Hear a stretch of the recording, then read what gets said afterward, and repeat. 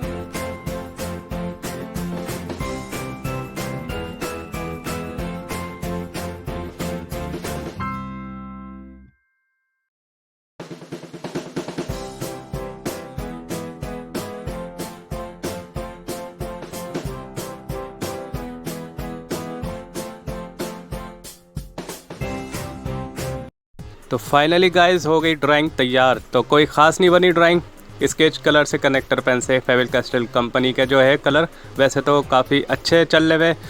आप लोगों को कैसी लगी ड्राइंग तो प्लीज़ कमेंट करके ज़रूर बताइए, और जल्दी से दे देते हैं शॉर्ट आउट जो आप लोगों ने अच्छे से कमेंट करें। मनीषा सारिन, मटकी सोनी एंड शिखा, और उसके बाद है गाइस पुष्पांजलि राउत एंड जेरी, और उसके बाद और भी लोग हैं।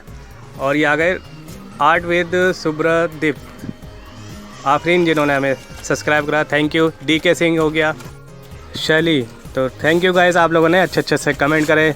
तो चलिए फिर मिलते हैं नए अनबॉक्सिंग के साथ। Take care, bye.